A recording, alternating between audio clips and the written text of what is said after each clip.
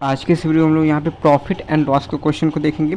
Profit and loss के पहले हम लोग यहाँ पे एवरेज के क्वेश्चन को देखे थे, ठीक है। तो ये रहा आपका एवरेज क्वेश्चन। तो हम लोगों ने यहाँ पे एवरेज के यहाँ पे कॉन्सेप्ट को कुछ क्वेश्चन को किए थे। तो आज का मेरा जो हम लोग का जो टर्म है वो प्रॉफिट एंड लॉस का है, ठीक है। तो प्रॉफिट एंड लॉस चलिए स्टार्ट करते हैं। तो प्रॉफिट एंड लॉस में आपको यहाँ पे प्रॉफिट एंड लॉस के आपको क्वेश्चन दिखाए जाएंगे। तो यहाँ पे सबसे पहले हम फर्स्ट क्वेश्चन अपना देखेंगे। फर्स्ट क्वेश्चन यहाँ पे प्रॉफिट एंड लॉस में क्या कह रहा है, कह रहा है कि किसी वस्तु का विक्रय मूल्य मतलब कि आपका सेलिंग प्राइस, जिस सेलिंग प्राइस हम लोग उसे कहते हैं जिस पर हम लोग किसी वस्तु को बेच रहे हैं, ठीक है। जिस प्राइस पर हम लोग किसी वस्तु को सेल कर रहे हैं उसको हम लोग कहते हैं सेलिंग प्राइस यानी कि विक्रय मूल्य। तो हम लोग यहाँ पर लिख देंगे कि सेलिंग प्राइस जो है वो उसका कह रहा है इसके क्रय मूल्य का 3/2 गुना है। मतलब कि क्रय मूल्य मतलब कॉस्ट प्राइस, ठीक है। क्रय मूल्य मतलब कॉस्ट प्राइस का मतलब मल्टीप्लिकेशन 3/2 गुना है। अब यहाँ पे समझने बात यह है कि एसपी तो समझ में आ गया। अब सीपी क्या है, यहाँ पे कॉस्ट प्राइस मतलब कि जिस पर हम लोग वस्तु को खरीद रहे हैं उसको हम लोग कहेंगे कॉस्ट प्राइस, ठीक है। इतना समझ में आ गया। तो चलिए हम लोग इसको सॉल्व करते हैं। कह रहा है कि लाभ प्रतिशत कितना होगा, ठीक है। लाभ प्रतिशत कितना होगा, तो हम लोग या फिर SP बाई CP निकाल लें या फिर CP बाई SP निकाल लें, ठीक है। तो हम लोग यहाँ पे आसानी होगी हमें SP बाई CP निकालने का। तो हम लोग SP बाई CP निकालेंगे, यहाँ पे 3/2 हो गया। अब इसका मतलब समझिएगा, इसका मतलब क्या होगा, इसका मतलब इसके कहने का मतलब क्या है, जब अभी हमें अनुपात में निकाल दिए तो इसका अनुपात के कहने का मतलब क्या है कि जब आपका CP यहाँ पे 2 है तो आपका SP यहाँ पे 3 है। मतलब कि आप लोग अगर 2 रुपये में वस्तु को खरीद रहे हैं तो 3 रुपये में आप वस्तु को बेच रहे हैं। इसलिए कह रहा है ना कि यहाँ पे प्रतिशत लाभ कितना होगा। तो हमें यहाँ पे 2 रुपये में खरीदना है और 3 रुपये में बेचना है, ठीक है। एग्जैक्ट वैल्यू ये नहीं है, लेकिन हम लोग ऐसा कर सकते हैं कि 2 रुपये में आप लोग खरीद रहे हैं तो 3 रुपये में से बेच रहे हैं। तो हम लोग कहेंगे कितने की प्रॉफिट हुआ, तो हम लोग कहेंगे 1 यूनिट की प्रॉफिट हुआ। कितना प्रॉफिट हुआ, 1 यूनिट की प्रॉफिट हुआ। तो हम लोग यहाँ पे परसेंटेज प्रॉफिट लिख सकते हैं। और कहेंगे कितने के ऊपर प्रॉफिट हुआ, तो हम लोग लिखेंगे CP कितना था, तो हम लोग कहेंगे 2 के ऊपर प्रॉफिट हुआ 1 का, ठीक है। और हमें परसेंट में चेंज करना है, मतलब 100% से हम लोग यहाँ पे मल्टीप्लाई कर सकते हैं। कई बच्चे क्या करते हैं कि यहाँ पे 100 से मल्टीप्लाई कर देते हैं, 100% से मल्टीप्लाई नहीं करते हैं, ठीक है। लेकिन एक्चुअल में लॉजिक कहता है कि आपको 100% से मल्टीप्लाई किया जाता है, ना कि आपको 100 से मल्टीप्लाई किया जाता है, ठीक है।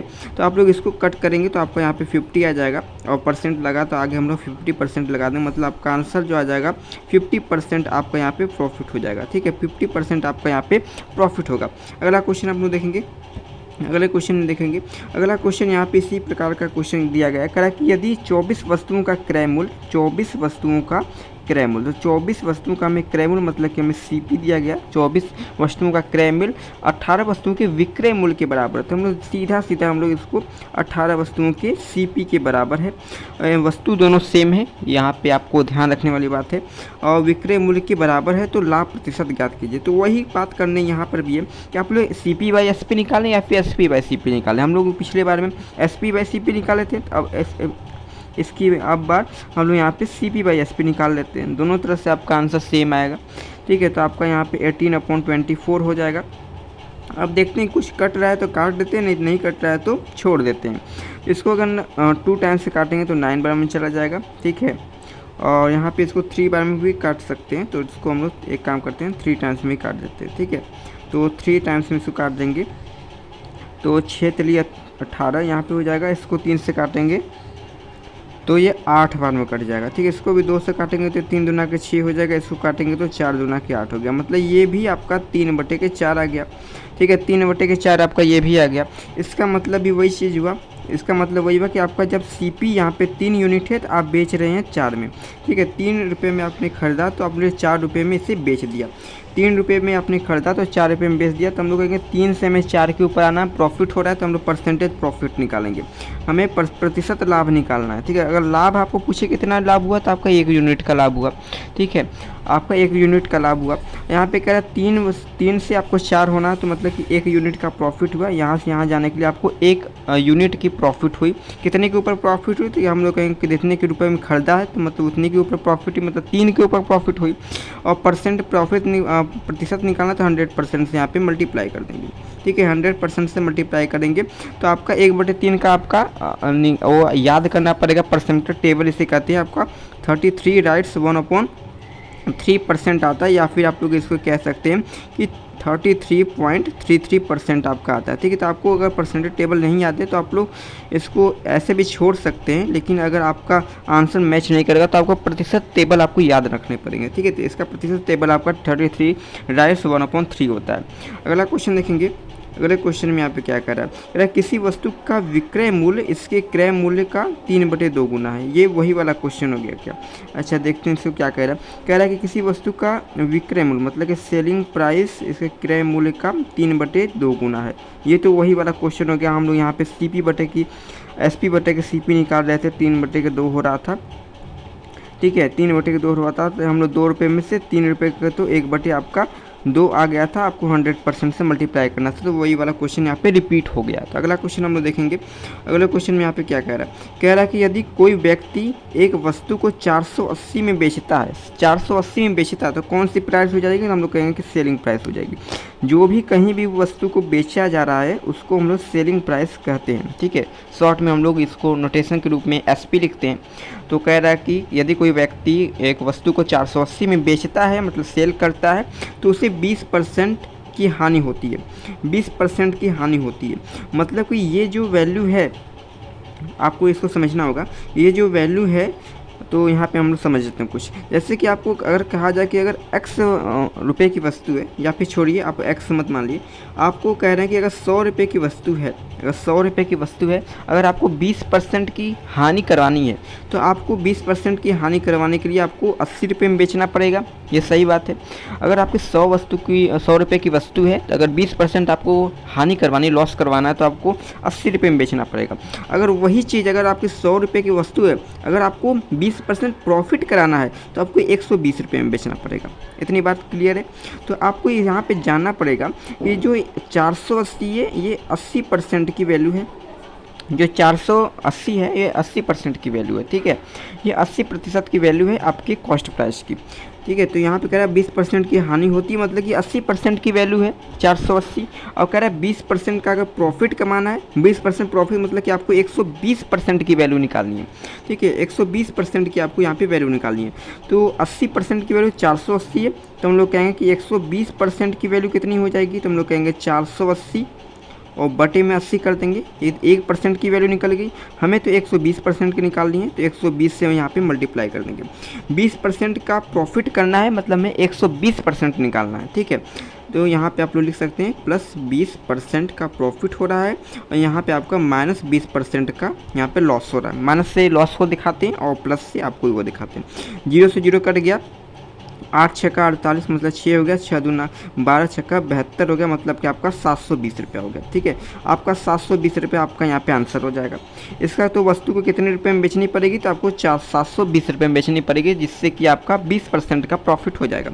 अगर हम लोग इसको थोड़ा सा और अपने दूसरे मेथड से अगर समझा जाए तो ऐसे भी समझ सकते हैं कि हम लोग कह रहे हैं कि मान लेते हैं कि इसका जो CP है, यहाँ पे CP कुछ होगा, तो कह रहा है कि 20% की हानि होती है। 20% की हानि मतलब कि 80 बटे की आपका 100 हो जाएगा, और फिर आपका SP यहाँ पे दिया गया 480 हो गया। तो हम लोग सीधा सीधा यहाँ पे से पहले CP निकालने में इंटरेस्टेड है, तो CP निकालेंगे, इसको भी कट कर सकते हैं। तो 8 छक्का 48, ये 0 मतलब 6 हो गया, आपका यहाँ पे 600 आ गया। ठीक है, CP जो है आपका 600 आ गया। हमें 20% की प्रॉफिट करानी है, तो 20% की अगर आपको प्रॉफिट करानी है तो आपको SP बराबर हो जाएगा 600 मल्टीप्लाई बाई 120 और बटे में 100 कराना है, क्योंकि 100 के ऊपर अगर आपको 20% की प्रॉफिट करानी है तो 120 है, तो 600 को रुपये अगर 20% की वैल्यू करानी है तो इतनी हो जाएगी। तो फिर से आपका वही चीज़ आ गया, तो मतलब कि आपका 720 रुपये की आपको यहाँ पे उसको सेल करना पड़ेगा। ठीक है, 720 रुपये में आपको उसको वस्तु को सेल करना पड़ेगा। अगला क्वेश्चन देखेंगे। अगले क्वेश्चन में यहाँ पे क्या कह रहा है, कह रहा है कि किसी वस्तु का क्रय मूल्य 350 रुपये। क्रय मूल्य मतलब वस्तु का मूल्य, अच्छा क्रय मूल्य मतलब कि आपका CP दिया गया कि आपका 350 रुपये है।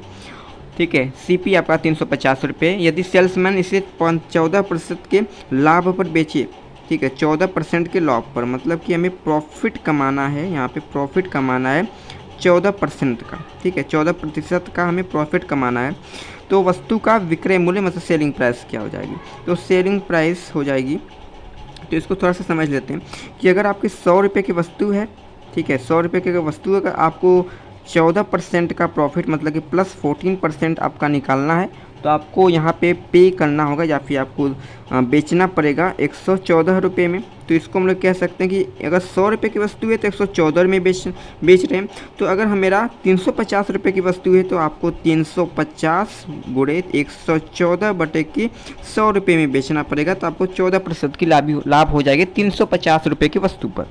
ठीक है, यहाँ पे 0 से 0 कट कर देंगे और 7 5 35 मतलब 7 हो जाएगा। इसको 10 से काटेंगे मतलब 2 हो गया। इसको काटेंगे तो आपका यहाँ पे 110 मतलब 55, 55 2 57 हो गया और 57 और 7 7 49 हो जाएगा। 7 5 35, 36 7 39 हो जाएगा, मतलब कि आपका 399 रुपये। ठीक है, 399 रुपये का आपका सेलिंग प्राइस हो जाएगा। मतलब उस वस्तु को आप जब 399 की बेचेंगे तो आपको 350 रुपये की अगर वस्तु है 399 की बेचेंगे तो आपको 14% का प्रॉफिट होगा।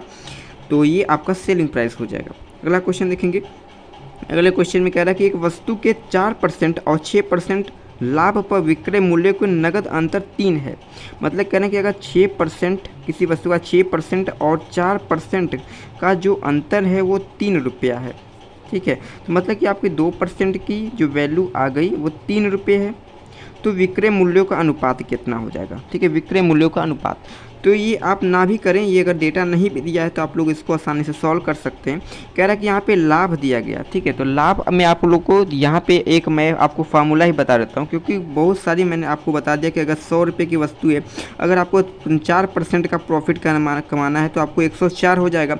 अगर आपको 6% की प्रॉफिट कमानी है तो आपको यहाँ पे 106 रुपये का बेचना पड़ेगा। ठीक है, सेलिंग प्राइस आपका 100, अगर कॉस्ट प्राइस आपका 100 रुपये है तो आपको सेलिंग प्राइस आपका 106 रुपये होनी चाहिए, ताकि आपको 6% का प्रॉफिट हो जाए। तो ये हो गया। अगर हम लोग यहाँ पे कहें तो यहाँ पे क्या हो रहा है कि 100 में आपका यहाँ पे ऐड हो जाए, जितना भी आपका प्रॉफिट कमाना उसमें हम लोग 100 ऐड कर देंगे तो बस उतना ही हो जाएगा। तो हम लोग ऐसा कर सकते हैं कि 4% है तो 4% का मतलब कि आपका 104 रुपये हो जाएगा। कितने के ऊपर? तो हम लोग कहेंगे 100 के ऊपर। ठीक है, और नीचे कर देगा इसका अनुपात मतलब कि बटे में निकालना, और 6% का निकालेंगे तो आपका 106 हो जाएगा, बटे में 100 हो जाएगा। वैसे तो यहाँ पे 100 लिखने की ज़रूरत नहीं, क्योंकि यहाँ पे अनुपात है तो 100 से 100 कैंसिल हो जाएगा, 100 से 100 यहाँ पे कैंसिल हो जाएगा। तो 104 बटे 106 हुआ। तो आप लोग इसको कैसे कट कर सकते हैं? तो आप लोग इससे 2 से एक काम करते हैं, 2 से कट करते हैं। ठीक है, 2 से कट करते हैं तो यहाँ पे 50 हो गया और 50 2 52 हो जाएगा। यहाँ पे 50 2 52 हो गया। और नीचे देखेंगे तो आपका यहाँ पे 53 हो जाएगा। तो 50/53 आना चाहिए आपका आंसर। देखते हैं अपना ऑप्शन में है क्या। तो 50 52 बटे 53 था। ठीक है, तो 52 बटे 53 यहाँ पे आंसर हो जाएगा। 52 बटे 53 मतलब ऑप्शन नंबर यहाँ पे आपका सी आंसर होना चाहिए। ठीक है, तो सी आंसर आपका होना चाहिए। तो ऑप्शन नंबर 52 बटे 53 आपका ऑप्शन नंबर यहाँ पे बी आंसर होना चाहिए। ठीक है, तो 52 बटे 53 आपका ऑप्शन नंबर बी यहाँ पे का आंसर है। अगला क्वेश्चन देखेंगे अगले क्वेश्चन में। ठीक है, तो आज का इस वीडियो में बस इतना ही। आगे हम लोग इसी प्रकार के क्वेश्चन करेंगे। यहाँ पे जो क्वेश्चन है वो यहाँ पे समाप्त हो चुका है। तो आपका प्रॉफिट एंड लॉस यहाँ पे आज के चैप्टर में बस इतना ही क्वेश्चन था।